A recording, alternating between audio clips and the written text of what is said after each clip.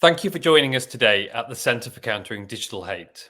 This presentation seeks to give parents the latest insights into how young people use social media, the content and algorithms shaping young lives today, and the real harms, the real risks kids are being exposed to. My name is Imran Ahmed, the founder and chief executive of the Centre for Countering Digital Hate, where we study and provide crucial evidence on how social media platforms like Facebook, Instagram, TikTok, and YouTube cause harm to our kids, to us, to our society. We educate the public, legislators, regulators around the world on those harms, and we find solutions, whether that's encouraging platforms to behave more responsibly or showing how legislation could hold them accountable when they fail to do so. Today, I'll be talking about how you, as parents, can help to support the safety of your children online and offering some advice which we've made into a parent's guide with the Molly Rose Foundation. Now, Molly Russell was a 14-year-old girl in Britain who took her own life. In the coroner's inquest into her death, the court looked at how toxic content she'd seen online, which platforms had been publishing into her timeline, had started to warp her understanding of herself, her body, even affecting her mental health. Molly's father, Ian, has taken that unspeakable tragedy and turned it into a conviction not to let that happen to any child again. There's loads of videos explaining harms online, but today we've got some thought through practical steps you can take right now, today, to support your kids online. So let's start with some context about TikTok. 2/3 of American teens use TikTok.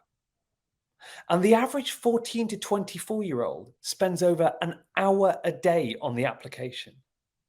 And that's growing all the time. In fact, it's now up to 90 minutes.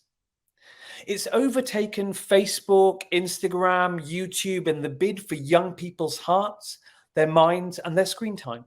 But the truth is, most adults understand very little about how TikTok works or the potential dangers of this really addictive platform.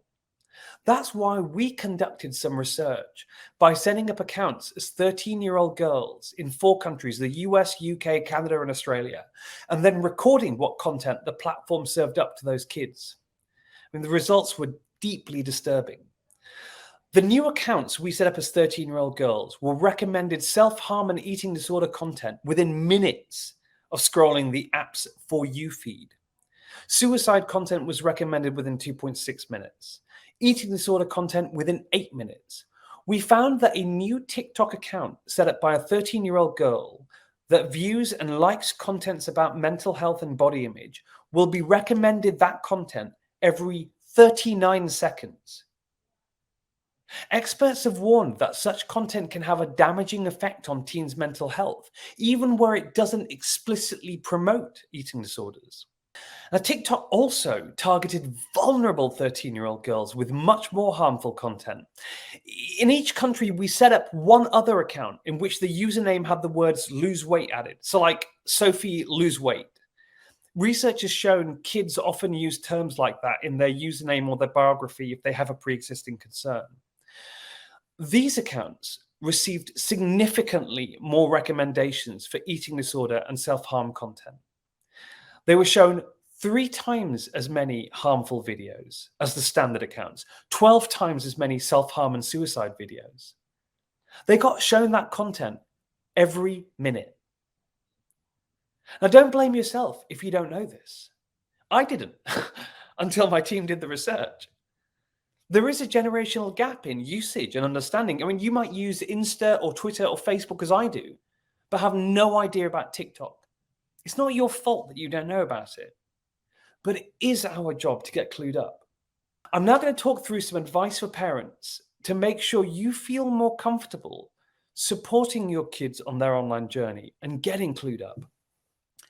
Step 1, understand the platform.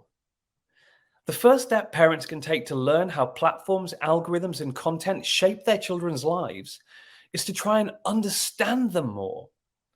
Given how important apps are to children's lives and their development, We should be as curious about them as we are about their friends, the subjects they like at school, what hobbies and interests they have.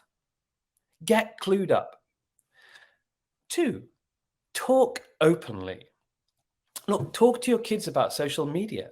Make it a subject of discussion. It's an important part of their lives, like TV and cable were to our generation. It provides the tapestry of content that they chat about, bond over. It helps them to understand their own lives. Ask them what they see on their feeds, what they're interested in, what their feed is giving them. You will learn as much from them as you teach them in this stage. Number 3, now negotiate terms. There is a delicate balance between privacy and secrecy, for sure. Kids deserve privacy, but they also might consume content compulsively that they don't realize is harmful. That's a dilemma. You know, in the 1980s, there was a public service announcement on television that asked parents, "It's 10 p.m. Do you know where your children are?" Well, today, many parents will sit in their living rooms and know exactly where their kids are, upstairs in the bedroom. But the question parents today are asking is, do you know who our children are with? Do you know what content they're consuming? Which algorithms are shaping their reality? How those algorithms work? What they seek to do? What effect it might be having on them? That's why, once you've asked them about what content they're seeing, negotiating an agreement with children about how they use their apps is a healthy way to establish boundaries and trust that will encourage further continual dialogue. 4, seek help early. Every parent we know is worried about social media. We've just given you some reasons to be worried about it, but far too many of us are scared to admit it. In the Netflix documentary, The Social Dilemma, big tech executives, they were asked if their kids use social media, and they reacted with horror. Those executives won't let their kids use their own apps because they know the harms.